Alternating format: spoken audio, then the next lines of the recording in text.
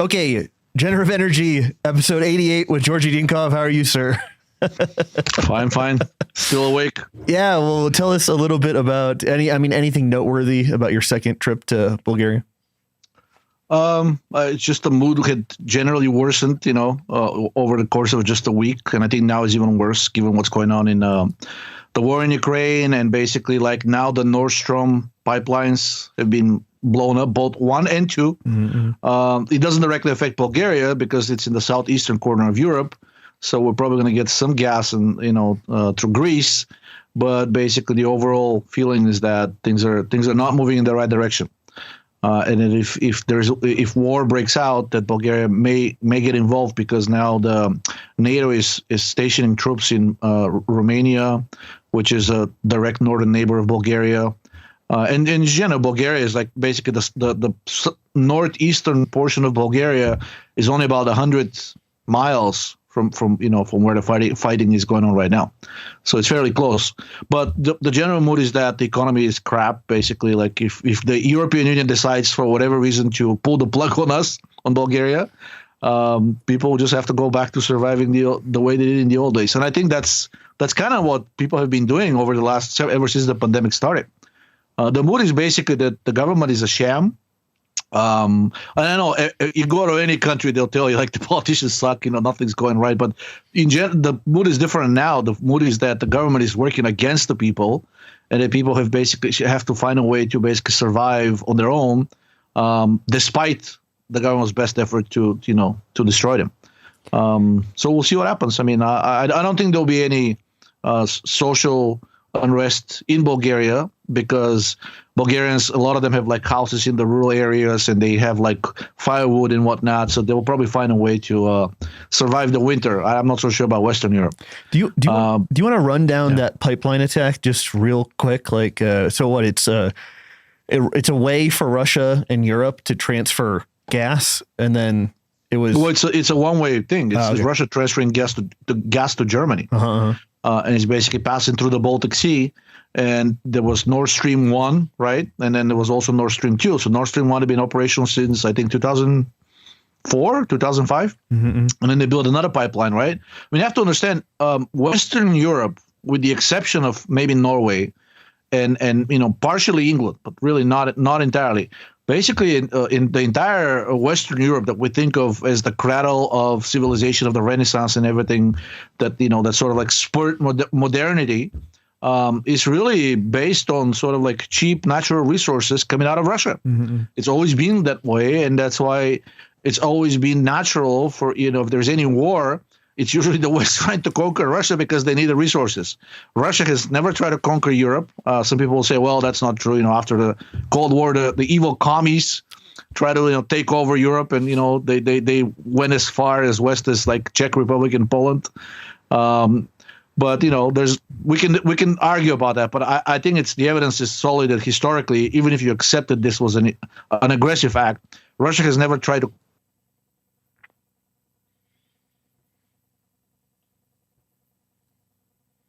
Its culture and science and whatnot. But then after during the Soviet Union, Russian science really had its own renaissance, and it was booming. So anyway, so basically the way Western Europe operates, and the very reasons for its existence in its current complex form, is access to cheap hydrocarbons from Russia, mostly from Russia, in other places too, but mostly from Russia. Now Norway has its own sources there, and that's the reason why it's one of the richest country in terms of GDP per capita in the world. It's got its own sovereign investment fund based on mostly oil and gas. The UK has some has some oil access to oil resources in the Northern Sea, just like Norway does. But the rest of Europe is basically, especially Germany, like the German industrial engine, which is what's powering the European Union right now, and it has always been, even at the beginning of the 20th century, even before World War I, basically was based on coal within Germany, and also basically oil from Russia, especially after the second half of the 20th century. So now with all of this being gone, basically Germany is, even if the United States supplies liquid natural gas, to replace what's been lost. It cannot replace all of what Russia's been providing. So best case scenario, you're looking at a contraction of German industrial output of at least 30 to 40%. 30 to 40, not 13 to 14. And that will be devastating. I mean, I'm not sure if the European Union can survive after this winter, simply because it's a public secret that the southern European countries are basically insolvent, including France, even though France thinks of itself as one of the leaders of the European Union. But Portugal, they used to call them the pigs. Portugal, Italy, Greece, and Spain. If you remember the crisis back in 2008, 2009, those four countries, they called them the pigs as the abbreviation, because they were basically insolvent financially. And then Germany bailed them out. And now if the German economic engine sputters or gets shut off partially, even completely, there is no more EU. There's just no way. These countries, they have no reason to be there, basically. And there's nobody to bail them out. China is not going to bail them out. The Chinese people have already realized that a lot of the loans that are giving as part of the Belt and Road Initiative are not going to get repaid. And perhaps the most notable recent example is what happened in Sri Lanka. I don't know if you remember, a few months ago, they basically sacked the government. The president ran away, and then there was essentially a coup, and people stormed the palace. And basically, there were power outages, water outages, food outages, whatever you can imagine in terms of like a societal collapse. It happened in Sri Lanka, and that happened after the Chinese refused to extend to give actually another loan to Sri Lanka. They've already given it several, but there's been no payment. So now, basically the IMF, I think, also refused to extend to give another loan to Sri Lanka. So they were at the road's end. Long story short, even if that worked for Sri Lanka, which is still relatively close to China, I don't think this is going to work for European countries. And even if China is willing to actually help, the United States, as demonstrated by the bombing of the Nord Stream 1 and 2, which, let's face it, it's obvious who did it. Only a highly technologically sophisticated state actor, such as, I don't exclude the possibility that the UK actually did the direct work, but we know who's calling the shots and pulling the strings. India. But clearly India has the technological advantage. Putin, no, he's definitely sabotaging his own pipelines, even though he can turn them off at any time. Yeah. But the United States, just as they said on record, both Victoria Nuland and Biden said they will not allow Nord Stream 1 and 2 to basically continue functioning if Russia invades Ukraine. They're going to do the exact same thing. If they feel like certain European countries, especially the larger ones, are getting a lifeline from China, they will find a way to actually stop that. So I don't know. I think Europe is at the crossroads. A far-right party won in Italy. A far-right party is currently in power in Hungary, and a far-right party is about to possibly win the elections in the Czech Republic. So we'll see. And all of these parties, the one thing that unites them is they're heavily anti-EU. Now, they may turn out to be just puppets, the WEF pulling the strings from behind and trying to capture popular resentment towards the EU and the globalization. Mm-hmm. But I'd like to remain a little bit cautiously optimistic. Just the way things have been developing, I don't think people will tolerate this any longer. It's just it's by now obvious that after a brief period of bonanza for the southern European countries, as they were getting free money from Germany, which is really together with the UK and maybe some of the Scandinavian countries like Sweden, they're the cradle of globalization, and Switzerland as well. Now basically they're realizing that a continued membership inside of the EU means total commitment, total enslavement, total subordination to the globalization agenda, in return for who knows what. They're not even getting promised much at this point because it's just the financial system is in crisis. So even the globalists are now basically not entirely sure what they can use, what they can spare for bribes or for buying politicians in those countries. So something that had come up multiple times was people would say, why would the U.S. sabotage like their friendly NATO allies by bombing that pipeline? So what? There is no friendly NATO allies. The United States is always stated basically there's what is the strategy, the policy of strategic ambiguity. Mm-hmm. I don't think the United States has any true friends around the world, including Israel. Remember that Israel bombed the U.S. ship and nobody went to jail for it? Or was it the Independence? Liberty. And Liberty, 9/11. Right, but at least one of them is indisputable. Yeah. And I'm not going to say which one. But the United States has no problem throwing the European Union under the bus as long as they basically ensures dominance, or at least continued dominance of the dollar. The euro, about 30% of the world transactions are in euro. So basically, if the United States can capture that market share and turn the European Union countries into vassals, I think they will go for it. I don't see any reason why they wouldn't. That was actually kind of like the foreign policy of Trump. He kept saying that all of these NATO countries are basically vassals paying for protection, and the United States is the one providing most of the protection. So he's saying if that's the case, okay, we'll provide the protection, but you need to pay a lot more than you're currently paying. And that's what we're kind of seeing being implemented right now. But it's not just militarily, but economically as well. Basically, a lot of I think the United States is secretly hoping that a lot of the German companies, and there's some evidence that it's already happening, are going to move some of the production to the United States because it will be cheaper to produce here than in Germany, with basically either complete lack of access to energy or access to energy that is much, much more expensive because it's coming in the form of liquefied natural gas from the United States. But do you think that bombing of the pipeline inflames Russia? Like it was the Germany a source of revenue for them or something like that? Like what? How would it escalate tensions of what the U.S. wants to embroil itself in some mega war with? Well, I think it removes whatever leverage Russia had through the pipeline, right? Okay. I mean, there were probably some discussions behind the scenes, even though we're seeing on paper and the news media that Western Europe stands united against Russian aggression in Ukraine. Behind the scenes, apparently they were already importing Russian gas and oil through like other pathways through China. China would buy from Russia and then sell it to Europe. And there were probably some deals going behind scenes that the U.S. was really pissed about. That basically they continued to get some sort of like continued energy supplies from Russia. If you destroy those pipelines, then basically those deals are they're pointless at this point. And then now Russia, it doesn't really have any more leverage. And basically now the United States can turn to Europe and say, it's a done deal. You're basically screwed if you don't do what we say, right? And what we're saying is that we got to stand united against Russia and Ukraine because TINA, right? TINA, there is no alternative. And we made it that way.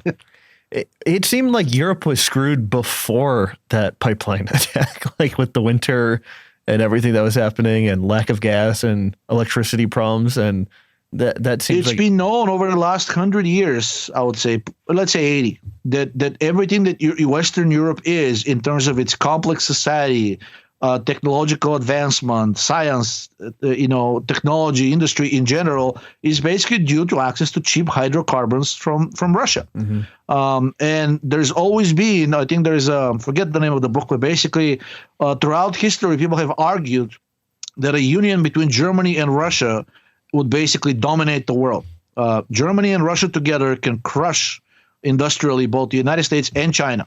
Germany has always had the industrial potential. They're still industrially a very, very developed nation, right? And then Russia would have the natural resources.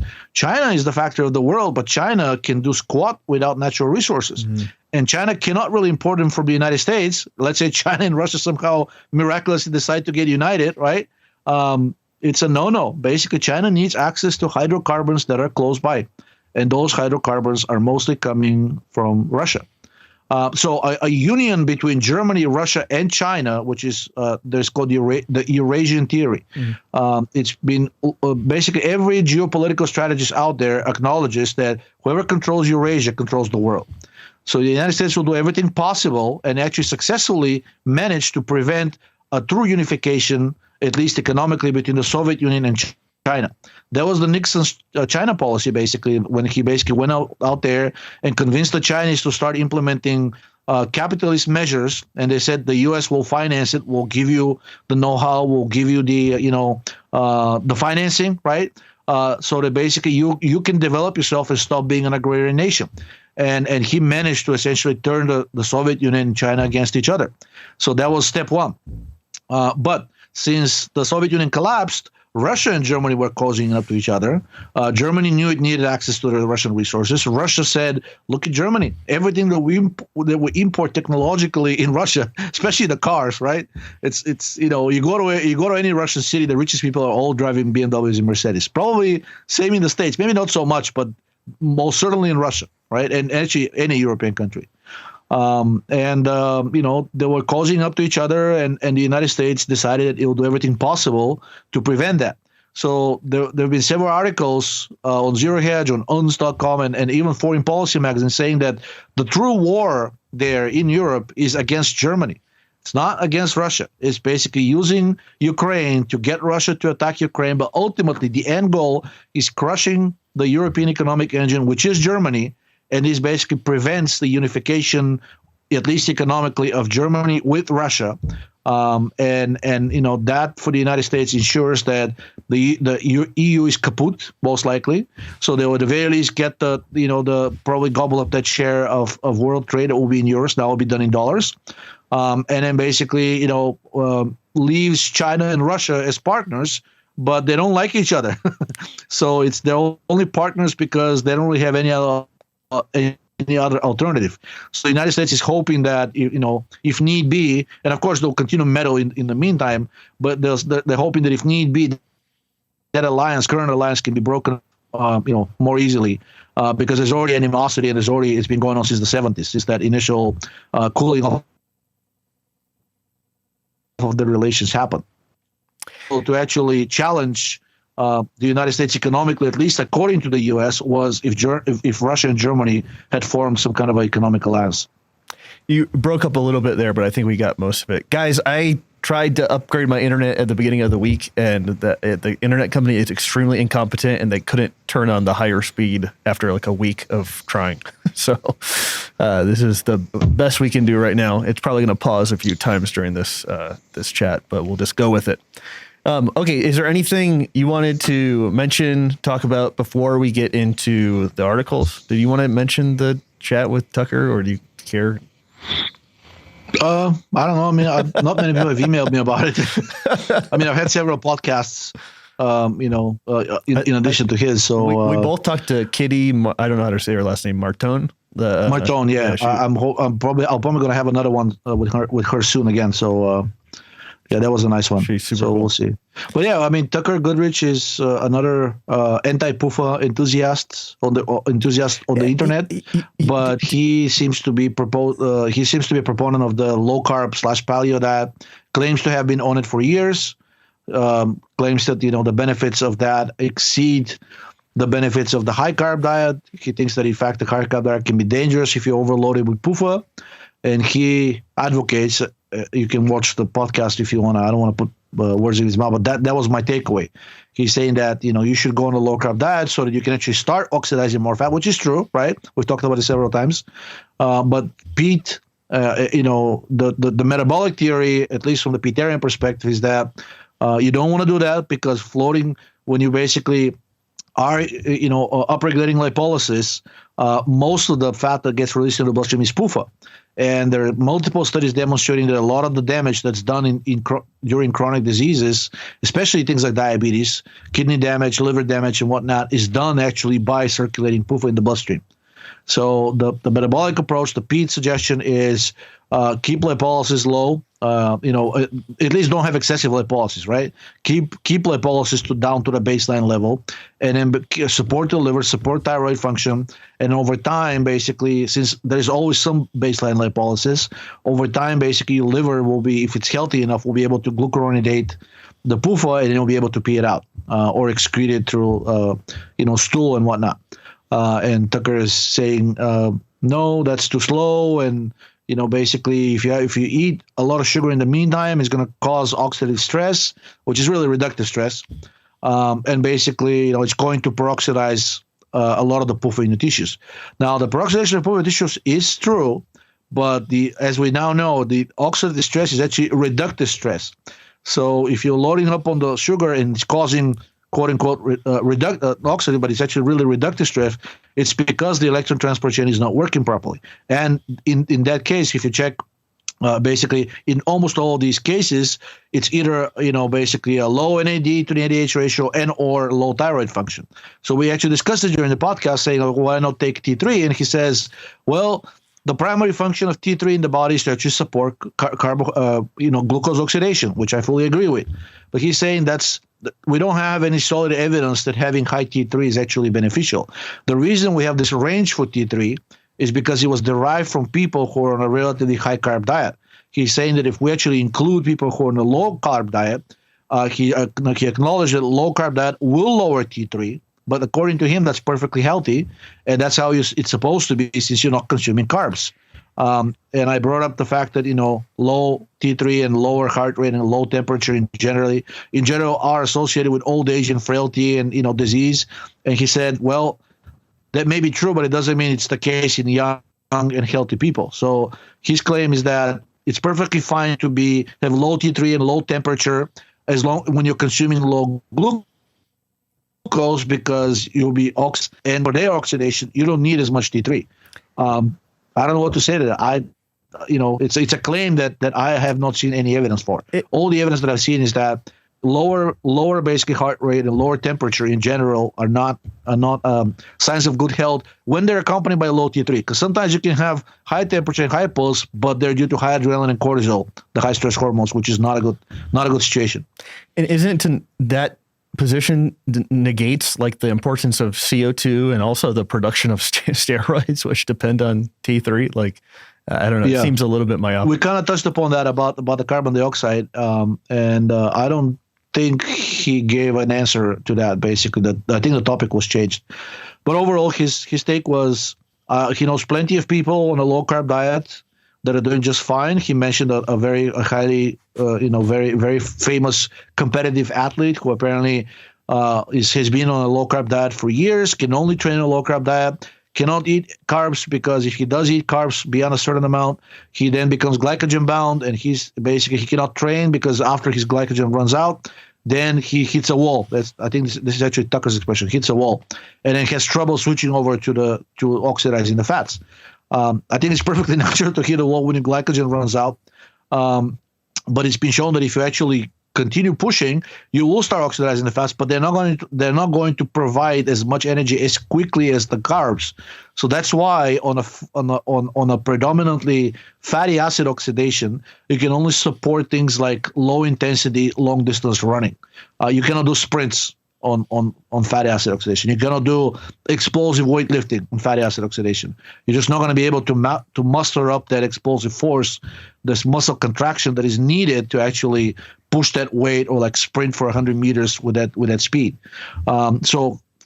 Basically, chronic fatty acid oxidation will favor the glycolytic red fibers in the muscle versus the white ones, which are the white ones are the glycolytic and electron transport chain, and they're the ones who are stimulated by concentric exercise, and the red fibers are the ones that have the slow metabolism, preferentially oxidized fatty acids.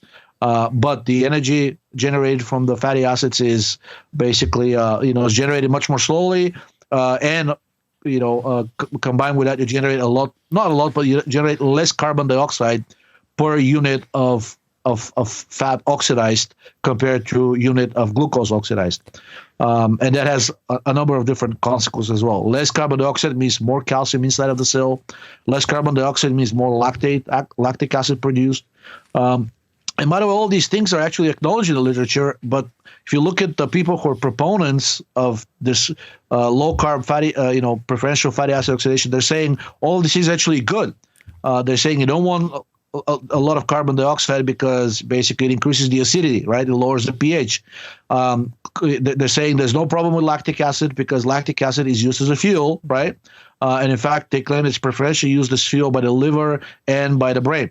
Now, just because they can metabolize it doesn't mean it's preferentially used. If you give the liver and or the brain choice between glucose and lactic acid, they go for glucose. And there are many examples in a hospital setting where people have been given, people with liver disease or neurological disease, especially multiple sclerosis, and people prone to seizures, they've been given the Ringer lactate drip, and they go into the people with seizures go into a fit, right? People with multiple sclerosis get acute exacerbation. People with liver disease, like basically they may go into acute liver failure or ketoacidosis. So anyways, I'm sure you can find evidence for and against, but that is the gist of the discussion that we had, that basically it's perfectly okay and you can be perfectly healthy eating a very low carb, close to zero carbs, if I remember correctly, that's what Tucker said, and you can do this for years.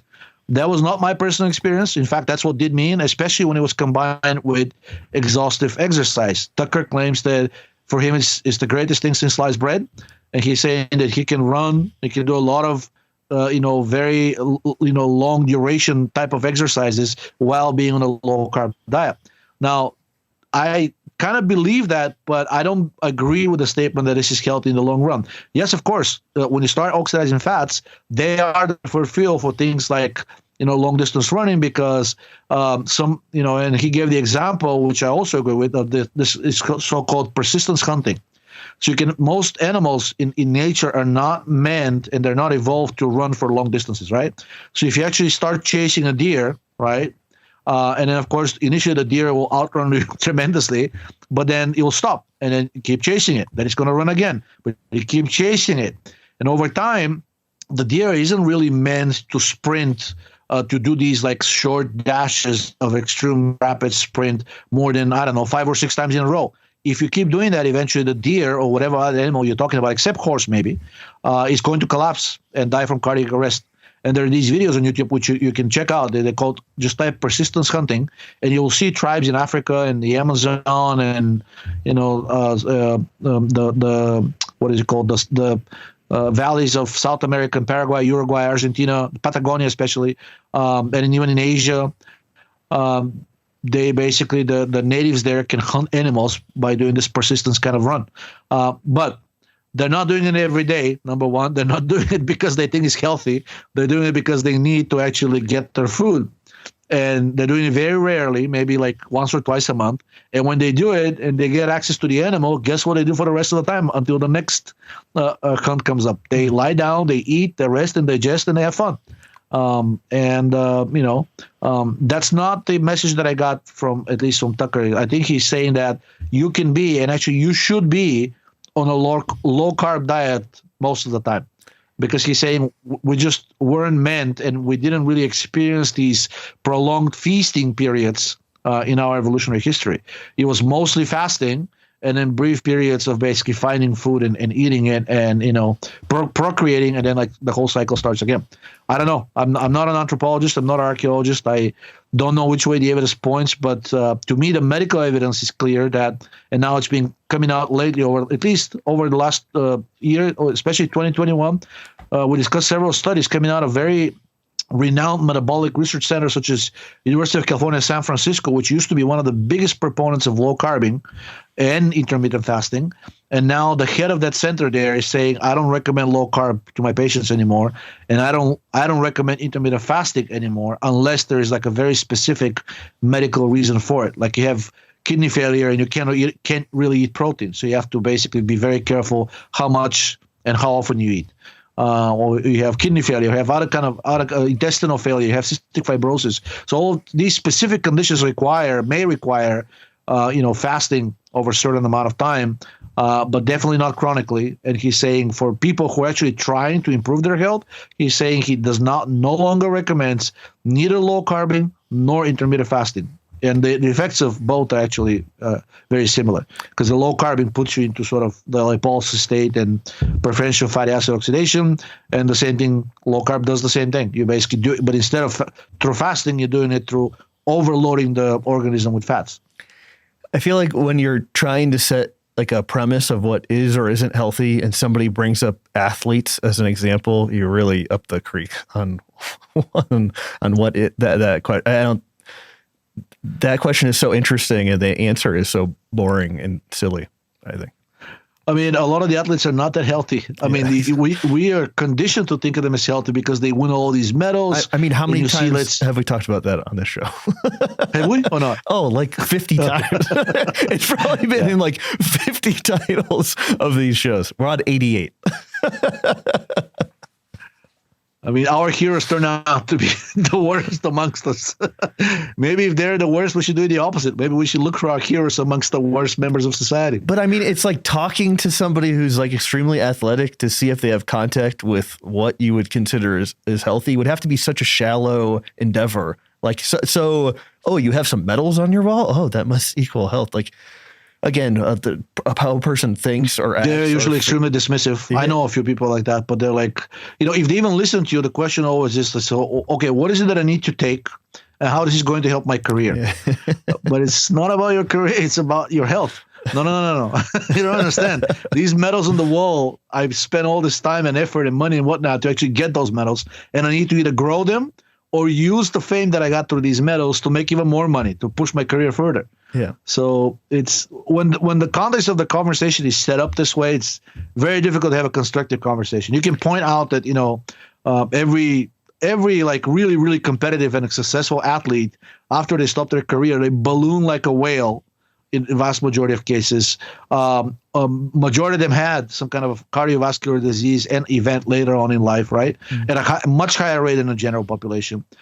Many of them struggle with mental disease, definitely poor dental health, which is surprising to me. It's like, what does dental health have to do with with metabolic health? Well, it turns out the thyroid function and carbon dioxide are crucial for teeth, as they are for bones, which are also kind of teeth, kind of like teeth. So, anyways, I mean, if you point out the way one can eat more in a more healthy manner, immediately the retort, if they even listen to you, is like, well, I'm going to this doctor, and he's like a Nobel laureate, or like he's the professor at this university, or he teaches or he's the attending physician at this like really famous hospital. How come he has never heard of X, Y, and Z? So I don't know. I mean, there's only two options. Either what I'm telling you is complete lunacy, or your doctor is not who he or she is presenting themselves to be. I wonder which option is true. Okay. Okay. With that, which of these articles was popular on Twitter, or which one did you like to talk about? I think the paradox, the glucocorticoids cause inflammation. And especially because there's also the second part of it, which an insulin apparently is anti-inflammatory, and specifically acted against the effects of cortisol. Now we know insulin and cortisol are opposing to each other, right? Cortisol, the glucocorticoids raise blood sugar, insulin lowers it, right? The cortisol blocks the oxidation of sugar, promotes the release of fat. Insulin is the exact opposite. It's anti-lipolytic. It supports the oxidation of carbs, right? But the one thing that I guess nobody expected is that cortisol, both the synthetic glucocorticoids and also the endogenous cortisol we produce, the mantra, if there's one thing that is undisputed currently in medicine, is that these things, they're basically 100% anti-inflammatory. I don't know if there's any condition when you end up in a hospital, whether it's infection, whether it's chronic disease and whatnot. If you end up in a hospital, chances are at some point you will be prescribed some kind of a glucocorticoid. And the explanation always is to dampen inflammation. A few months ago, maybe, I posted a study demonstrating that actually synthetic glucocorticoids and in general glucocorticoids, while you're administering them, right, and when you stop, basically the expression of the enzyme COX really increases, the cyclooxygenase, which means that even if they're anti-inflammatory, as soon as you stop them, because of the upregulation of COX, you'll be producing a tremendous amount of prostaglandins, so you'll end up in a much more inflammatory state than compared to what you were before you started taking the glucocorticoids. Now, some doctors say, well, we have to do something, right? The patient comes here, their joints are swollen, they're in danger of like getting into sepsis. Now, sepsis is a condition where glucocorticoids are like the standard of care, especially dexamethasone. So if there's any suspicion of sepsis, you immediately get put on, IV drip of some kind of a glucocorticoid. So the doctors, based on that study, doctors will say, because I've talked to some doctors about it, they're saying, okay, even if that's true, that's kind of like makes sense, because if you're giving something that basically really dampens inflammation, the body may have a rebound effect and then go into the other extreme afterwards. They're saying, but it's justified because we need to take care of inflammation, and inflammation only happens after you discontinue the glucocorticoids. So there's a concern about chronic inflammation. You just have to keep him on a chronic dose of glucocorticoids, maybe lower dose, the upper regulation of COX wouldn't matter because they're always on a glucocorticoid. Well, this study actually shows that while you're taking the glucocorticoids, whether synthetic or even elevated endogenous cortisol, basically the body starts upregulating a number of different inflammatory pathways, but above all, the TLR receptor family.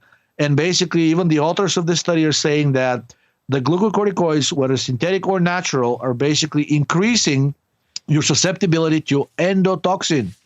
And they're saying this may be the reason why, despite dexamethasone and other glucocorticoids being standard of care for sepsis or the cytokine storm or the multi-organ failure that we're seeing in COVID-19, right? Anyone?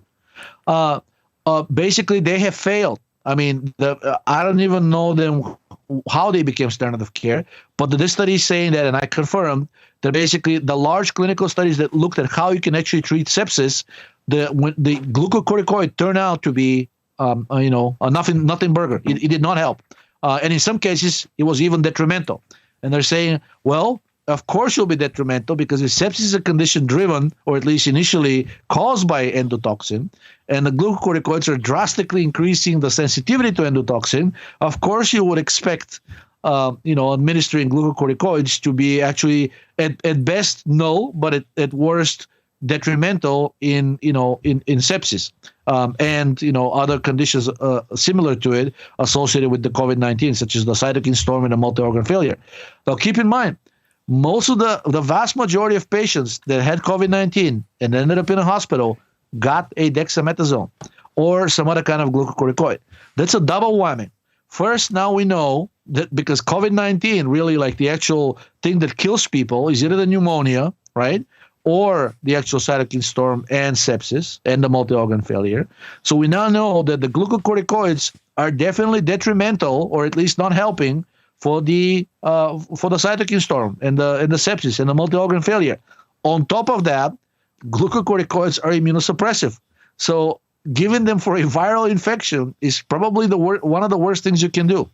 I wonder if the truth will ever reach, if anybody will actually start digging in this. But at some point, if actually we get to a point where glucocorticoids are officially declared as basically ineffective, or at least partially inflammatory, if somebody will actually do a study, a comparison of patients who get nothing and patients who get glucocorticoids, and we'll see how they fare, I wouldn't be surprised if the majority of the patients who died while hospitalized with COVID-19 died precisely because of that intervention with glucocorticoids long before they reach the point of intubation. Now, we know intubation kills, right? Especially somebody who's already has compromised lungs, if they have pneumonia, or in general, if they have inflamed lungs because of the COVID-19. Yes, intubation definitely does not help, but it happens in a relatively, I shouldn't say small percentage of people, maybe 10 to 15%. But not everybody who is intubated died. The other 85% to 90% that died were not intubated. So what killed them? Chances are it was the glucocorticoids administered because they suppressed the immune system further. These people already have a viral infection, and basically these glucocorticoids were, specifically for this condition, COVID-19, which is known to be driven by endotoxin and serotonin. In this specific case, glucocorticoids may turn out to be basically a death sentence, precisely the thing that should not have been done. Cortisol or glucocorticoids as an anti-inflammatory. Let me see if I have this right. Like when a cell fails at respiration, it can start producing cytokines, and those leak out to the blood. And then those cytokines can activate like the hypothalamus, the pituitary, and the adrenals. And then the response to that is obviously one of the hormones increasing cortisol, and that's an anti-inflammatory by making new blood sugar, or making new sugar out of protein and increasing the blood sugar. Is that right? Yes. Supplying energy to the cell and basically dampening inflammation by suppressing further production of cytokines, or at least that's what I thought. However, if you're increasing endotoxin permeability, right, and you also, because that's what cortisol does, all the glucocorticoids compromise the gut barrier. And in addition, you're increasing the expression of the TLR receptors. This means you're going to flood the blood with endotoxin, and you're going to increase the reactivity of the body to the endotoxin because you have a lot more of the TLR4 receptor. So your anti-cytokine effects as a cortisol will have to be basically will have to battle against the pro-cytokine effects of endotoxin, which is already in the blood. And it turns out in this case specifically that the latter takes over, right? So there's so much endotoxin that's coming into the system that the endogenous cortisol you're producing, its anti-inflammatory effects get dwarfed by the pro-inflammatory effects of endotoxin and the increased sensitivity that glucocorticoids cause. So it did more harm than good. And, it's probably survivable in the case of endogenous glucocorticoids because they're not that powerful. But things like dexamethasone and betamethasone and others that have affinity for the glucocorticoid receptor hundreds of times higher than natural cortisol. I mean, my presumption is because it's through the activity of the glucocorticoid receptor that all these things are happening, then these things probably wreak complete havoc on the system in terms of how much endotoxin that gets into the system and how sensitive the body is to it. So, if even the regular cortisol can do that, then, the situation for the synthetic glucocorticoids to me is beyond any doubt. And you can look at the patient death data. Now they're starting to come up with statistics. Every single patient in the hospital who died received some kind of a pharmacological treatment. Very few of them just got to the hospital in condition so bad that they immediately needed to get intubated. Most of the people basically spend a day or two in the intensive care unit, and they had various sort of like chemical, they had various drug therapies tried on them before they actually succumbed and had to get intubated. And the vast majority of cases, glucocorticoids were prescribed because from very early on, it was obvious that COVID-19 is inflammatory disorder. So doctors knew that, and they prescribed dexamethasone because it is the standard therapy for that. And then in a more general sense, this explains why people with digestive problems tend to have high cortisol, because that probably started, like a low thyroid, high cortisol started probably before a person's digestion. And it's a vicious circle, right? Because if you have low thyroid, elevates the cortisol, which is what happens in a low thyroid situation. That increases the gut barrier permeability. You get more endotoxin. But now endotoxin causes the chronic inflammation, which basically activates again the pituitary adrenal axis, the hypothalamus pituitary adrenal axis. Then you're producing more cortisol, more gut permeability, more endotoxin, more cortisol. So really, I mean, other than taking thyroid or taking something that can actually, restore, preferably both, restore the gut barrier, it's very difficult to break out of the vicious circle because thyroid is definitely the key, right? Because if you don't take thyroid, but let's say you heal the gut, if the cortisol is elevated, the moment you stop that intervention that it is aid to healing the gut, such as gelatin or magnesium, which both are known to heal the gut barrier, or even progesterone, then the moment you stop that, if the cortisol is still elevated because you're hypothyroid, after a day or two, you're going to be right back to where you started. So until you actually address the core cause, the top level cause, which invariably seems to be low thyroid function, it's hard to break out of whatever chronic problem it is that is tormenting you. Or the real problem is shit culture or society. Sure. Yeah. But that goes hand in hand with low thyroid. Yeah. Ultimately is the shittiness in the environment around us that's really causing all of this. Yeah. So you have to be like your buddy and move to the Tibetan mountains at Tian Shan. Where was that again?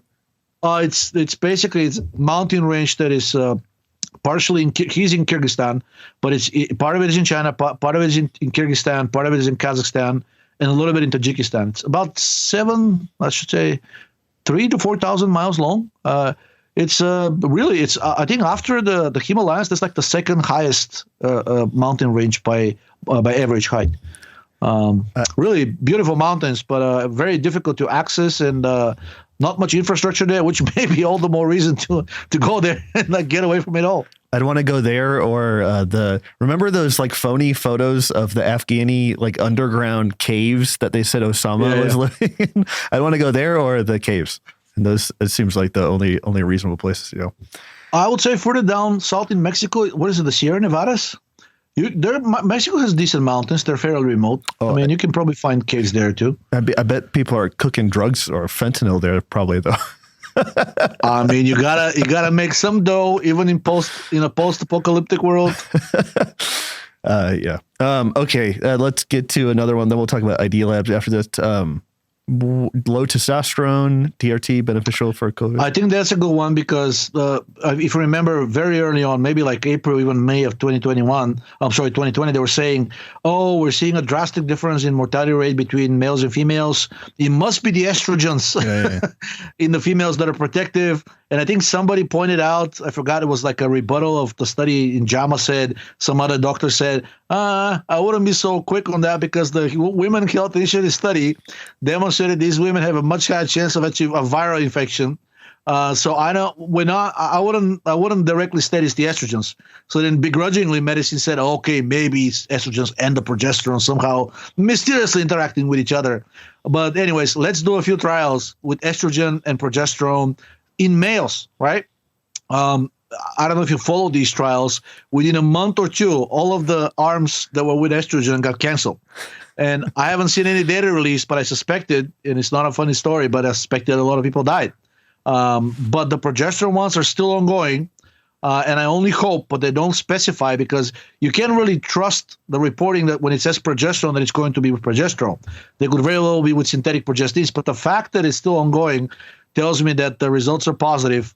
So we hopefully we're going to see some studies being published, or at least like a case study or something released, some kind of a data showing that progesterone is beneficial. Hopefully it's not one of the estrogenic/androgenic progestins. And there's at least one trial that is with bioidentical progesterone. So this study actually showed, right?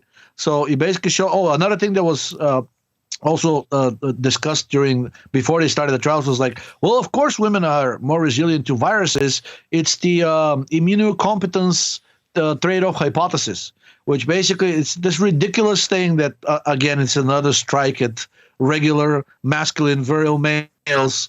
Basically that medical hypothesis says, well, men trade off physical prowess and basically, resource hoarding ability and ability to kill enemies and basically get these resources and impress the women. The trade-off is that they have suppressed immune system because of all these androgens they're producing. So testosterone, even in the bodybuilding community, if you ask people that are using steroids, they will tell you that any anabolic androgenic steroid and including a regular testosterone, that are basically suppressing your immune system. It's going to give you the cold, the flu, even potentially lethal infection. So you should be very careful with it. None of that is true. Multiple studies have shown that the actual androgens are protective. And in fact, the only androgens, there is some truth about testosterone, but only if you abuse it in doses that are actually starting to aromatize. So it's estrogen that's causing the thymus to atrophy, not the androgens. And I have a study on the forum and on my blog showing that non-aromatizable androgens did not cause thymus atrophy. Specifically, the one that tested was DHT. However, testosterone in low doses also didn't cause thymus atrophy. But testosterone in high doses did, as did estrogen and, of course, cortisol. So it's the aromatizability of the steroids that is really a concern. Long story short, even with that, the studies show that low total testosterone is a very reliable predictor if a person will either get severe COVID and or die from it. We're talking about males. And conversely, they actually found that men who actually were found to have low testosterone and were treated for the low testosterone while developing COVID, their risk of dying from COVID was restored back to what it was in the healthy male group. So it's very difficult to argue with the findings that basically when you have low T predicting, severe COVID and COVID in general versus correcting low T, actually reversing the risk back to normal, it's very difficult to argue that testosterone is actually protective in males when it comes to COVID-19 and probably other viral conditions as well. And you think that's just its opposition to estrogen or like an estrogen? And cortisol. Okay. And cortisol. Both. Basically, the testosterone is antagonistic at the receptor level of both estrogen and cortisol. And its studies have shown, older studies, some of which I've posted on the forum. If you remember that thread that said structural requirements for an optimal anti-catabolic steroid. Mm-hmm. All of the steroids that are known to science now that are called anabolic steroids are actually, the majority of their effects is opposition of cortisol at the glucocorticoid receptor in the muscles and bones. And then estrogen interacts with the renin-angiotensin-aldosterone system, or they go both ways, activating each other? Estrogen inhibits muscle protein synthesis. It increases fat synthesis, so it will shuttle basically the resources going towards fat versus towards muscle. It inhibits the synthesis of DNA and RNA, which is also necessary to synthesize new muscle tissue. It activates the adrenals. So basically, if you get a high estrogen or estrogenicity from a high dose of testosterone, basically you will activate the adrenals. So you'll be producing more cortisol. So there are multiple pathways through which estrogen actually inhibits the synthesis of muscle. A lot of bodybuilders disagree with that, but I have so far not seen a bodybuilder or even livestock industry that actually turns its animals into muscular, hulky freaks by administering only estrogen. It's always in combination with an anabolic steroid, and the older studies that I've actually seen that have used only estrogen demonstrated that estrogen by itself is highly catabolic for the muscle. I think I swiped these from Ray, but I think there are a few things. Estrogens are known to increase the renin-angiotensin-aldosterone system and to produce fluid retention. But I just bring this up because that was something to hang your hat on for the COVID stuff, right? Yeah, I mean, but the study that looked at the dosage that people got for correcting the low T, they were using Ray's going to say they're not physiological doses, but they use 20 to 25 milligrams daily. Bodybuilders actually inject hundreds of milligrams daily, and that definitely will raise your estrogens, as the bodybuilders themselves will admit and prove by posting blood tests as well. And the dosage of about 20 to 25 milligrams daily, in all likelihood, testosterone will not raise your estradiol levels. It may not be beneficial either because it's not sufficient to oppose estrogen and cortisol, but this is a dosage that is commonly prescribed for treating hypogonadism, primary hypogonadism in males. Did we talk about this last time? Am I bringing up something we talked about? But estrogen and, how do you say it, verbosity? Yes. Did we talk about this last time? That's what causes the verbosity. That's why, I mean, we mentioned it to Ray several times, and he said, like, that's why women tend to produce, on average, 3 to 4 times more words per conversation than men do. It's just something I've been thinking about recently, of just like using unnecessary words, or like there were memes about people that didn't take the COVID vaccine, and it was like low IQ people was like, don't put that 5G in me. And then it was like the middle IQ people saying, give me like whatever Pfizer comes out with. And then it's like the high IQ people are like, there's not enough data to support these things. But I know a lot of like seemingly intelligent people that just like overuse words. And it always struck me as an attempt to kind of cover for like a lack of understanding. Lack of knowledge, yeah. Lack of knowledge usually. And it's, when you don't understand something, you cover it up with verbosity or changing the topic. I mean, these are all tricks. Some of the oldest tricks in the political profession. Have you ever noticed a politician who's been, do you know of a politician who's known for his or her brevity? I don't. Their career is about giving speeches, right? And by definition, a speech is not going to be characterized by lack of verbosity. It's the exact opposite. Yeah. But and then that being, I'm so sorry we talked about this last time. I just thought came up in my brain. But then that being related to like psychopathy, like insanity as well. Well, because estrogen increases the activity of the tryptophan hydroxylase, so estrogen and high serotonin go hand in hand. Also, estrogen is a brain excitotoxicant, I guess is the word. So people who have high estrogen will basically have some kind of a mania or bipolar disorder and potentially even psychosis. And once you get into the psychosis stage, then all bets are off. Basically, over time, you'll probably start developing, these really bizarre ideations about how the world works, and you'll probably think like you're being, people are after you. Not that they're not. They actually try to use the same thing on Hemingway. I don't know if you know, but like his doctor tried to convince him he's insane because Hemingway thought that the FBI was after him. Guess what? The FBI was after him. Because Hemingway tried to become a Russian spy, I think in the 40s or in the 50s, but he was unsuccessful. The Russians decided he's not you're not going to make a good spy. He was way too alcoholic. Now, think of what this means if the Russians say you're drinking too much. Anyways, but basically, once you get into a psychotic state, it's a very short distance between that and and being violent and doing some very bad things. It's not something that there's been a campaign by the psychiatric industry to say that people with psychotic disease, especially schizophrenia, are perfectly safe. They never do bad things and whatnot. That, unfortunately, is very far from the truth. If you look at the commit some kind of a violent act, not on themselves.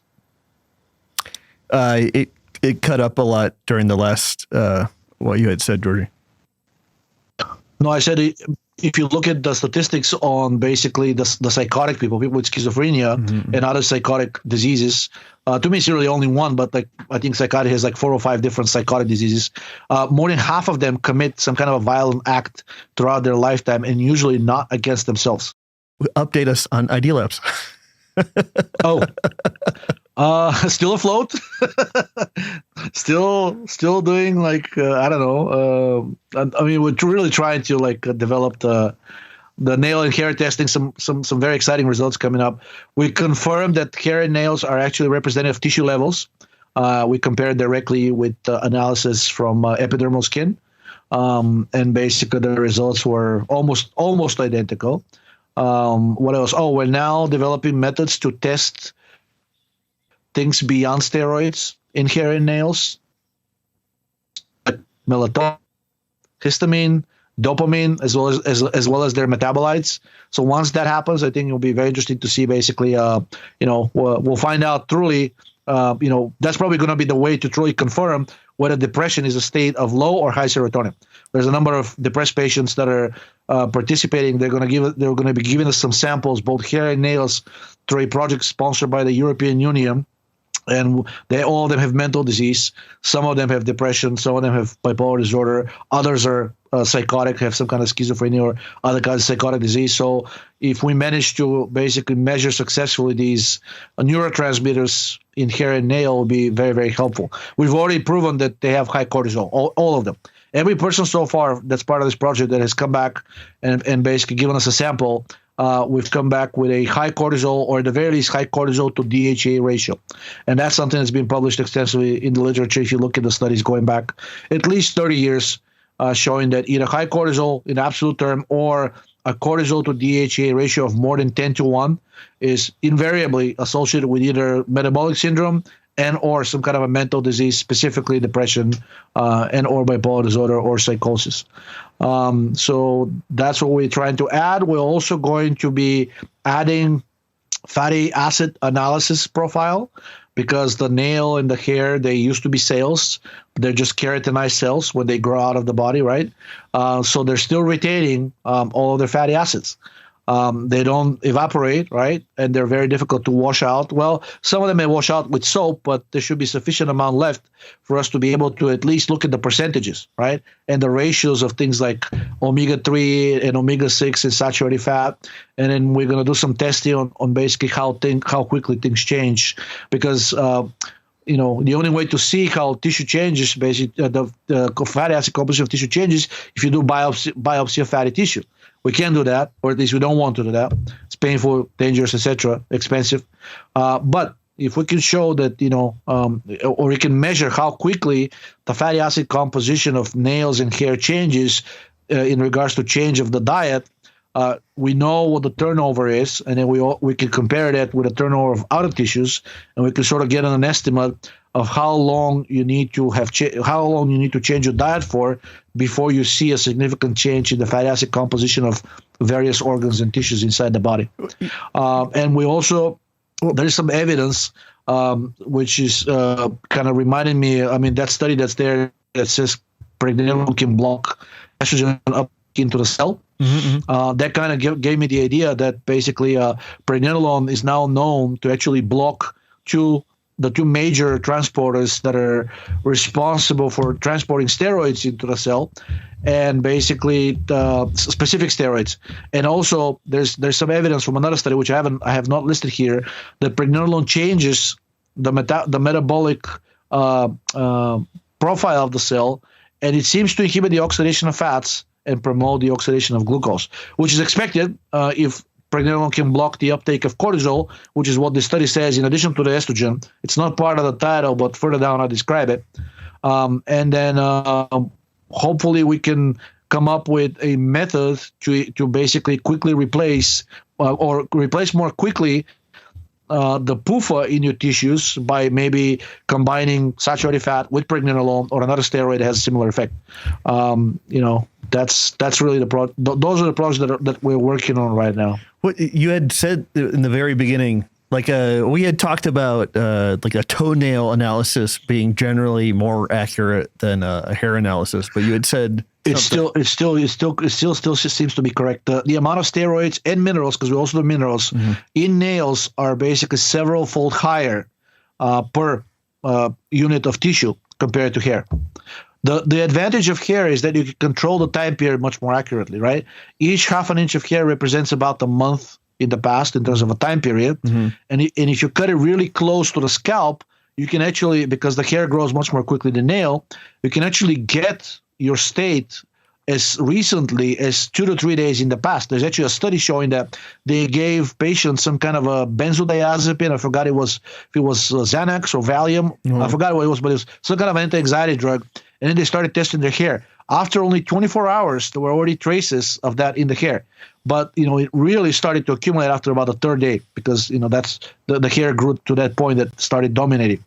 So you can get a time period from as recently reliably as 3 days all the way down to as much hair as you can provide. We had a client who sent basically 6 inches of hair. And we analyzed this entire clump of hair, and that basically gave the average level of steroids over the last year. Client was thrilled. So with the hair, you have more flexibility for time period, right? But it's less reliable because the amount of steroids per unit of tissue is smaller.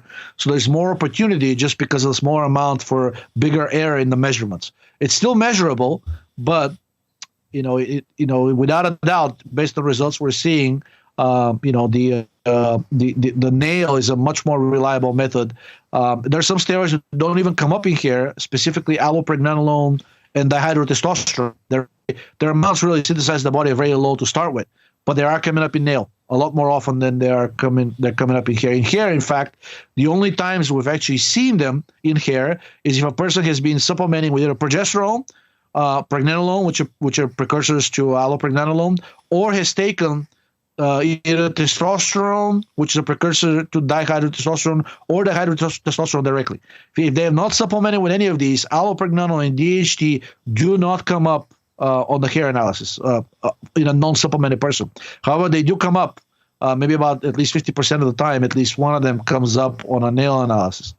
So as far as reliability, I think it's good to start with nails. And then basically if the results come back and it's shown that the person produces a sufficient amount of hormones. So for a hypothyroid person, nail will probably be better because there will be more steroids there to start with. For non-hypothyroid person, both hair and nail will probably work equally well. But for a hypothyroid person, hair, you may get a lot of blank results simply because hair absorbs a lot less from the blood. And in a hypothyroid person, probably the only steroids that you're going to get back, spiking up are estradiol and cortisol and maybe aldosterone. And that's it. I need a steroid analysis of the splinter that's in my thumb right now. That is extremely deep and painful. Okay, send me a nail or send me like a clump of hair. It doesn't have to be scalp. You can do beard. You can do like other body parts. Okay, fair enough. Okay, good. Okay, thank you for that. I really appreciate it. Okay, and I do coaching on patreon.com/DannyRoddy, and I'll probably open up a bunch of spots really, really soon. So if you're interested in that, check that out. Okay, we're almost at an hour, so maybe we should do two more articles or so and get out of here. Didn't this one get a lot of attention? The deliberately self-injury may be driven by, or am I got comments by quite a few people, but not in terms of views on the CC. That's the funny thing. Some of them may not get very many views, but it can trigger a lot of people to actually because maybe they're struggling with the same thing. Well, that I occasionally look at Twitter analytics, and some things that are not noted, like that you look at it and say that's not popular at all, will get like thousands of views. Yeah. And so it's really odd when that happens, but that's happened to me multiple times. Well, I mean, it's not necessarily related to metabolic theory, but I posted it because if you talk to any psychiatrist, will tell you, oh, it's all in your G's, right? Or it's all in your head, right? Because deliberate self-injury is actually treated as a psychiatric condition. A lot of psychotic people, like I said, 50% of them have at least one violent act, and usually not against themselves, but sometimes against themselves, right? So this will be covered by this, case like this will be covered by this specific study. And this specific study show that basically systemic inflammation, which they measure as the ratio of neutrophils to lymphocytes and also the platelets to lymphocytes, both of these, either one of them, but especially both together, were highly predictive of a future self-harm or past self-harm event. If you look at the platelets count, this is basically something that's driven by estrogen and serotonin. That's another way of saying that estrogen and serotonin are predictive of future self-harm. And then basically the neutrophil to lymphocyte ratio is usually in a case when you have some kind of a chronic infection going on. But guess what? Guess what raises the number of lymphocytes? Endotoxemia. So that's another also way of saying that, indirect way of saying that endotoxin can lead to self-harm. And it reminded me, I haven't mentioned the blog post, but it reminded me of the study that basically when animals were injected with endotoxin, if the dosage was low to moderate, they basically self-isolated, right? They shunned other animals. And if the dosage was sufficiently high, they stopped eating and they started harming themselves. So seems that study corroborates that thing in humans. You remember this classic? How does estrogen enhance endotoxin toxicity? Let me count the ways. Yeah. Okay. But is there an explanation for why that would manifest in that type of behavior? Like, why would systemic inflammation result in somebody like trying to hurt themselves? I think it increases pain sensitivity. Mm-hmm. So basically, I don't know why would people try to hurt themselves. I guess they're starting to perceive their own body as basically acting against them. Mm-hmm. I mean, there's this phobia that many people have. It's been promoted actively by the medical industry, is that you should be afraid of your body. At some point, it will turn against you and it will get you sick and eventually kill you because your body does not work in your best interest. If these people basically are getting to the point where they're saying something is definitely wrong with me, right? It's almost like the bulimic and the anorexic people. They're hating their bodies and they're kind of trying to punish themselves. So it is definitely like I don't want to call it a psychiatric disorder, but it does involve the psyche as well. But the ultimate cause is inflammation and increased pain sensitivity. Why they're hurting themselves? I guess they're, attacking the thing that they perceive is working against their psyche, and that is the body in that case, causing the pain. What about, how we've talked about like gambling or cheating on a significant other as like heightening a person's life? Like maybe they're low thyroid. I wonder if that definitely. Yeah. This is somebody asked Ray about it, but I think it's already been established by psychiatry and recognized that a lot of these obsessive compulsive behaviors, they're actually, the reason they do that is because they remove inhibitions. Mm-hmm. So it's like people whose life is extremely stressful and by definition routine will do just about anything for a little bit of fun. Yeah. And the more intense that fun is, the more they're going to pursue it. But consequently also, because their dopamine is low, the dopamine hit that they get from such a event is lower. It's not so. It just like sexual activity, basically, like in a healthy person, orgasm produces a very large rise in very large rise in prolactin, which then subsequently declines relatively quickly over a matter of a few hours. Mm-hmm. But in a hypothyroid person, their baseline prolactin is actually already elevated beyond optimal, and then when they have an orgasm, which is known to raise prolactin, it's going to raise it even more. But then, unlike a healthy person, it does not decline. So there's this fashionable condition these days that our old friend Jibo used to consult on, called post-sexual stress disorder, PSSD. Yeah, that's actually simply hyperprolactinemia, which does not abate because of hypothyroidism. And in people like that, there are multiple studies showing that they're prone to alcoholism, heroin addiction, gambling, and whatnot. And ultimately, it comes down to low dopamine, high cortisol, low dopamine, high prolactin/estrogen. Of course, it's not a pleasant state to be in. You're trying to remediate it by doing things that raise the dopamine, but a lot of them are unhealthy, right? So a lot of them may have actually their own stress-raising, prolactin-raising, cortisol-raising effects. So basically, you're not, over time, you're getting, much less of the benefits and a lot more of the side effects, especially if your metabolic rate continues to decline, which it does happen for most people with advancing age. I remember years ago telling Ray that most people I talked to had a prolactin of about 10, and he like immediately interjected and he goes, "Yeah, that's high." It was like a very high amount, and then I think like a childhood average is around 4 or 5. That used to be the average. That used to be of normal back in like the 60s and 70s. Yeah. Then they kept raising it gradually. I think today is 22. Yeah, you'd be, messed up at 22. And then there's a paper on, I think, women where they say 14 is associated with hypothyroidism, but I'm sure it's even lower than that. It's also associated with nymphomania. It goes back to that, basically, they just cannot get any satisfaction. And a lot of the women who are in this condition, they actually tend to have a lot of other addiction problems, specifically gambling, but also alcoholism, not so much opioid abuse, but definitely alcoholism. Almost every quote unquote, like truly slut that I've ever met had a drinking problem.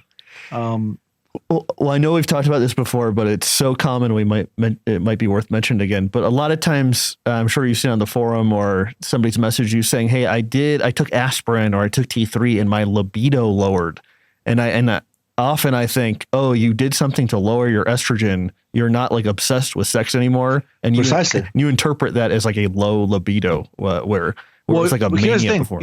If you're faced with a computer, a wall, and a chair, you should not be having a high libido. That's not a sign of health. High libido is basically presented with a desirable object of your affection. You present a robust response in return, right? That's actually a healthy response. That's the high libido. But if you're sitting on your chair, there's nothing stimulating you sexually. Having a high libido, I would say, is not a sign of good health. It's a sign of probably of like high prolactin, high estrogen, and high cortisol. One of the three or all three together, because they usually go together. That last year when we were talking about DHT and trying it and stuff, that was a novel experience because it really, if being very interested in sex is like down here, it was very clear to me when taking the DHT or doing things to mimic the exact effects of DHT, it really alleviated like chronic interest in sex. And of course, DHT opposes estrogen, but it was so palpable taking the DHT that it was like a night and day thing. It was just very clear. Yeah, and I've only noticed because Pete says that progesterone should have the same effects. It does, but in much higher dosages. So like with DHT, let's say like 2 to 5 milligrams will basically put me almost in a Zen-like state. And nothing perturbs you, right, to the point of like annoying the people around you because they expect you to be perturbed every once in a while by certain events. Progesterone could do similar things to me, but I had to take like over 100 milligrams dissolved into cough rolls. Mm-hmm. Okay, let's talk about one more here because I think we're heading up to an hour or so. Is there anyone that I think the niacinamide drops triglycerides by 75% is a good one because this is something that doctors have been arguing against for almost a century at this point. Everybody knows niacin. Everybody knows the flush niacin, or at least the people that are following the metabolic theory and taking vitamins. And everybody knows that doctors recommend niacin because it raises HDL. But medicine continues to claim to this day that it's niacin and only niacin that is basically capable of raising HDL and lowering triglycerides. And there is a special receptor that they've come up with, which I mentioned here, GPR something, that basically they claim is responsible. Let me just turn on the lights again. Hey guys, thank you so much. Really appreciate it. We tried to do this live, but you can tell my internet sucks horribly. And so, subscribe on the Telegram. People always ask me, like, where do I post content? And I try to post everything on the t.me/Danny Roddy. Georgi and I both post on Twitter at Danny Roddy, at HateIt on Twitter. And you can go to hateit.me for Georgi's website, DannyRoddy.com for my website. And then a lot of the content that I've done over the years is all on YouTube. Go ahead, Georgi. Yeah, so this, let me just find that name of that receptor. Let me say one other thing. If I didn't stand by a piece of content that I produced or you and I produced, I'd delete it. And so I think there's like this tendency in the health world to say, oh yeah, I know you did that, but what's the new thing that you've done? And it's like, no, like it's like a continuation of an idea, and you don't throw out the old stuff because it's still like the spirit of it and the information I deem as incorrect or wrong. And so it's, again, if I thought information that I was putting out there was horrifically wrong, I would delete it. And so that's why I haven't deleted old videos on my YouTube channel, because I think they're right. I mean, didn't Ray say the same thing? Like, even though his thing has changed over the years, you want to leave these things that you've said before so can people see how your thinking evolved. Yeah. Otherwise, you're basically stuck in the cycle of always chasing things that you said wrong in the past and deleting them. And then people will probably claim like, oh, you just don't want to be embarrassed that, now you've changed your story and tomorrow you're going to change it again. And you want to conceal all the evidence that you were wrong in the past. Well, that's like, an alternative interpretation of that is like somebody finding it and engaging with information that you find like, you wouldn't stand by anymore, And right. So I could see it, do it either way, but, and I understand what Ray's saying. You commit something to writing or something, and then this is what I know right now, and I'm going to know more in the future. But again, like all your content, you might have changed slightly or shifted in one direction or another, but the hypothesis was always the same. It was the energy and structure hypothesis. It wasn't that PUFA brings health and then takes it away later. It wasn't like a radically divergent hypothesis that makes absolutely no sense from the past. And even in his old books, I don't think he recommended PUFA. He basically said that in only one book, I think, the Nutrition for Women, he mentioned that there's a claim that they're nutritionally essential, right? But even there, he says that claim has not been backed by evidence. Yeah, I mean, that book is what's the right word? Prescient for like 1973. I almost encourage people to read that book because it's written in a very simple style. And if people find his new work to be vexing or whatever, they could go back to that book and at least extract something out of it. It's pretty worth it. But anyways, yeah, you're right. That book talks about Warburg and Albert St. Georgi and energy and structure, and the hypothesis has always remained the same. So again, I know I'm going on a tangent here, but that's why people, I think, were so disturbed by the protein thing. Like the nutritional stuff can shift around or whatever, or you'd use something depending on your age or whatever. But like it's the same basic hypothesis over a long period of time. And so again, I don't know how many people grapple with that, and they're disturbed by some diet changing over time. I haven't gotten many emails of saying like, hey, Pete changed 180 degrees and now like I no longer trust what he's saying. Some people complain that his dietary recommendations have changed over the years, specifically like things like protein ratio, right? Whether to eat or not to eat vegetables, because he mentioned a few times well-cooked vegetables that, he thinks are safe. But then he got this laryngitis, right? That throat problem. And did you talk to him about it? Like, didn't he tell you that he thought it was because of he ate some kind of undercooked vegetable? It was an allergic reaction? I think that he told it to Patrick Timpone. Oh, yeah, Patrick Timpone, yeah. Anyways, so this study is about how about an effect that was thought that only niacin could bring about. And most doctors that you talk to about vitamin B3, if they've even heard of it, they'll tell you niacin is the one you want to take because niacin is the one that raises your HDL and lowers your triglycerides. And there is a special receptor, which I thought I mentioned here. I don't know why it's not there. But if you type in Google niacin lipolysis receptor, you will get like a Wikipedia page, or at least studies that mention it. And basically there's the theory is that the hypothesis is that, that's the one, the first link. Niacin mediates lipolysis in mediate. Let me see.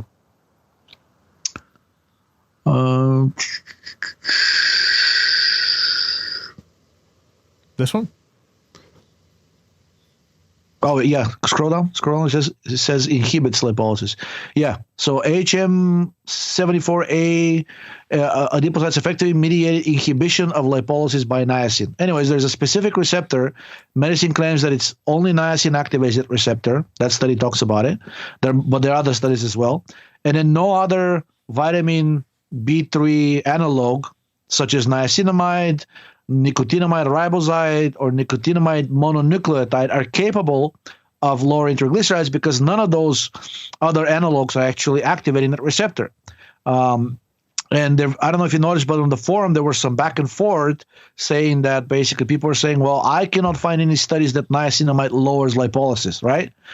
Because if you look at the studies, I don't think there are any direct ones with niacinamide lowering lipolysis. Now, this study showed that nicotinamide mononucleotide, which is a direct metabolite of nicotinamide / niacinamide, just a dosage of 300 milligrams produced a 75% drop in triglycerides. Now, triglycerides can come either from the food, right? When the fatty acids in the food they're either already in the triglyceride, but they get broken down, they get re-esterified, right? So you're getting triglycerides in your blood either from food or from lipolysis, because when they reach the liver, whatever the liver cannot oxidize converts back to triglycerides, dumps back into the bloodstream for restorage. Now, if in these people who were fasted, if nicotinamide mononucleotide and niacinamide by the same extension should be able to do the same, produced a 75% drop in triglycerides, the only way to achieve that, considering that no food was given, is that nicotinamide mononucleotide and by extension niacinamide drastically inhibited lipolysis. And since they're not activating that receptor, that's pretty much proven at this point that niacin does. The only other explanation is that the way they're inhibiting lipolysis is, just as Pete mentioned several times to several people challenging him on this, is that these NAD precursors raise the NAD levels, raise the NAD to the NADH ratio, and that is what ultimately determines the amount of sugar oxidation and the activity of the Randle cycle. And also, older studies have demonstrated that NAD has a direct anti-adrenaline effect. The mechanism has not been completely elucidated, but by raising the NAD to the NADH ratio, you're effectively inhibiting the effects of adrenaline, which, of course, and being pro-lipolytic, and then if you block the effects of adrenaline and increase the oxidation of glucose, you would expect to see a drop in triglycerides. Long story short, since lowering triglycerides is one of the holy grails of current mainstream metabolic therapy, not the Petarian version. But let's say if you go to a doctor, you have diabetes or pre-diabetes, they'll do a blood test. They'll tell you have high triglycerides. You need to lower them. Aside from niacin, there's nothing else on the market that currently does that. And basically, many pharma companies are in hot pursuit of a drug that can actually do that. Now you have a relatively low dose of niacinamide capable of obliterating more or less the triglycerides in your blood. 75% drop is massive. That means, by extension, you will probably be able to improve glucose oxidation by 75%. And even though this study didn't measure it, I have another study from a few months ago, which I think we covered in one of the podcasts, showing that the exact same dosage of niacinamide was able to drop blood glucose, which perfectly corroborates the finding of this study. The authors of the two studies are different. I think the previous one was Chromadex, because they're the ones pushing nicotinamide riboside. It was sponsored by Chromadex, and this study was not. This study, I think, was basically a university study, and these people tested nicotinamide mononucleotide, which is something Chromadex doesn't want to touch with a 10-foot pole because it's a competing chemical. So we have two different studies from completely unrelated groups that don't particularly like each other, showing that niacinamide should be able to both lower your triglycerides and improve glucose oxidation. And the likely mechanism of action is lower lipolysis by raising the NAD to the NADH ratio. I just realized that my camera might be out of focus. I really hope it's not, but anyways. Okay. Thanks for that. Okay. Any other last announcements of Idealabs? Not really. I don't know. I mean, it's just glad to be back to, I don't want to say civilization, but glad to be back, because it was kind of hard running things from, when I was abroad. Basically, the shipping staff was also on vacation. There were issues with orders accumulating for several days. People were starting to get pissed. All of my vitamin K orders were accumulating. No, I think yours were shipped the same day. I told people specifically, look, this order has to go out today. Look, this is a very special order. Well, the thing, not that we're talking about. Thanks, by the way. Do you like the quinone? Yeah. So the Thorn one, when I would take a whopping dose of that, it always make me really tired. And so that's exactly what happens when I take a whopping dose of yours, but it's more convenient because I think I mentioned this already, but it's less like liquidy. And so I can put like more on my leg. And I used to take those in the morning, but then I remember like after one call feeling pretty energized, and I was like, I have 3 other calls. I should take some vitamin D or K. And I took them and I wanted to like fall asleep on the desk. Yeah. So I was like, don't ever take them together. They're like a sedative for me, at least. When I combine D and K, I kid you not, it's like I've taken like 200 milligrams of progesterone. I just want to collapse. Yeah. Again, it took me way too long to figure that out, but I take them at night now, and I go to sleep faster than I ever have. And so with progesterone, you're like out in 15 minutes. I think the main effect is by raising carbon dioxide, because I get the very similar effects when I do the back breathing. Yeah. Again, anybody that has any kind of sleep issue, I'd recommend trying D and K at night. And again, if they irritate your stomach, putting them on your skin, as annoying as it is. Okay. You can, I'll be opening up more spots on patreon.com/Danny Roddy. You can follow Georgi at twitter.com/hate it. You can follow me at twitter.com/Danny Roddy, and t.me/Danny Roddy is where I post a majority of content these days. Georgi, any last final words? I think we're going to have a very interesting fall and winter. And if European Union does not collapse by spring, Europe has a bright future. I think the globalists are on their last leg. I'm only praying that they don't take us to or 3 before they actually go away for good. You broke up a little bit. Did you say the globalists don't take us to World War III? Yeah, I'm saying I think they're on their last leg. That's why they, resorting to these desperate sabotage scenarios. I think they're about to be done away for good. I'm just hoping that basically they don't take us to World War III before they fade into oblivion. I remember. Maybe it was the last time we had Ray on, or it was the time before. And I was like, Ray, what about a sinking of the Lusitania moment where it's a staged cyber attack happens and then it's blamed on Russia? And he was like, yep. Like he like fully agreed with what I had said. And that just worries me so much, because I think a lot of Americans don't care about the Ukraine-Russia conflict, but they need some kind of a personal buy-in with it. And so again, if there was some cyber attack that brought down infrastructure, that it was like, where were you in the blackout of 2023? And it affected everybody personally, and then everybody rallied and was mad at Russia. That would seem like a perfect way to get America into the war when it's not. I think this was kind of already tried. People have a war fatigue. I don't think they're gonna buy that. I think at this point, literally the only thing remaining is basically the elite starting war on Europe's territory, getting Russia to fight all of these European countries, potentially getting exhausted, and then basically the elite can intervene and then try to strike. But blaming Russia, it's not working anymore. The multiple, I don't know if you follow Zero Hedge, but even like now multiple mainstream media sites have said Ukraine fatigue has like definitely set in. It's kind of like the COVID fatigue. People don't give a damn anymore. They're like, I don't particularly care. Why are we involved with this country that I don't know where it is? And actually, it's not even the entire country. It's like 3 provinces that Russia annexed after they voted that they want to be part of Russia. Why do we care? Like, let them be part of Russia. And of course, you're not going to see it promoted as much on democratic liberal media, but it's creeping in there too, which tells me that it's so overwhelming in the general population that they have to cover it, at least partially, because it's becoming such a big topic. So I don't think blaming Russia even works anymore. And if it does, it's not going to work for much longer. Well, I feel you. I think we're on the same page that Americans generally don't care about this and are definitely not supportive of what's happening and are probably mostly appalled. So I'm just saying, again, I don't have a crystal ball. I don't know what's going to happen in the future. But I'm saying if this is the war to end all wars, like this is the final battle of empires, they're going to have to, or I would imagine they'll have to rally the support of America for whatever they do. And if they do want to go to nuclear war with Russia or send troops over there, I feel like they'll have to rally support. And to do that, they'll have to commit some false flag on Americans. And then that would actually, you know what? I don't think they care about Americans. I think they would actually, they're perfectly fine if America gets nuked because it achieves the depopulation agenda even better. I think. Why do you think these people got all these bunkers like halfway around the world and like they're preparing for something that's they can easily handle like social unrest and whatnot, right?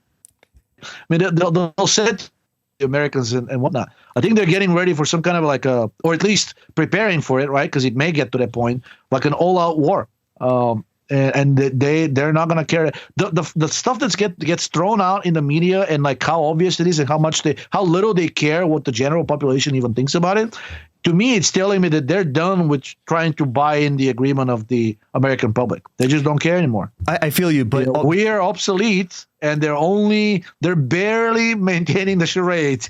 I feel you, but so say they did a false flag or something that would still play into their agenda of austerity or changing how we live. Yeah. That I agree with. Yeah, absolutely.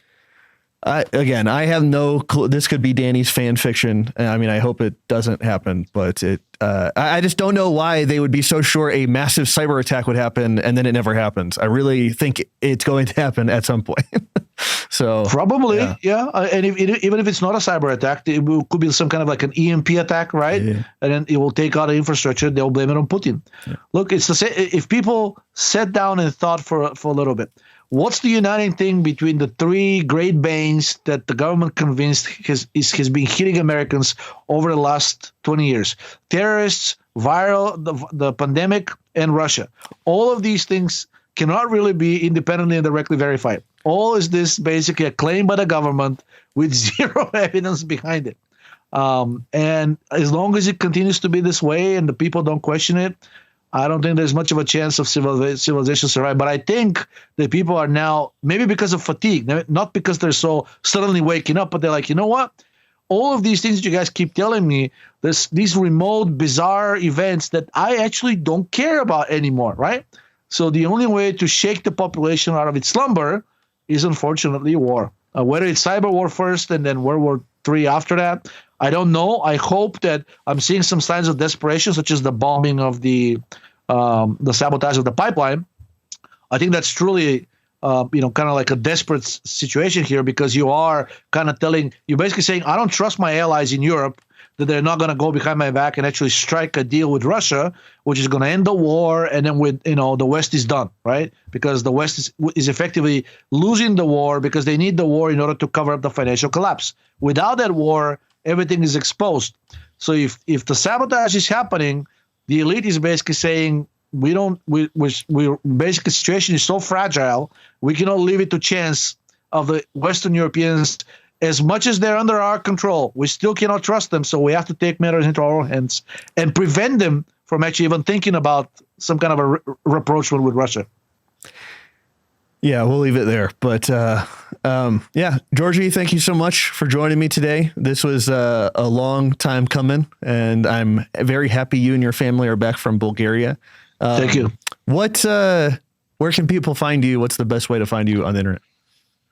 You mentioned a few times that I have a blog. My online alias / moniker is Haidut, Haid is in dog, U, T as in Tom. So Haidut.me, M-E is the blog. Feeds into Twitter, my Twitter account, which is twitter.com/Haidut, same thing. And then also on the Repeat Forum, repeatforum.com, where I also post under the moniker Haidut. But you can check the forum or the blog. Are basically like it's a carbon copy of my posts. I use the blog mostly for interacting with people, and the blog is mostly for.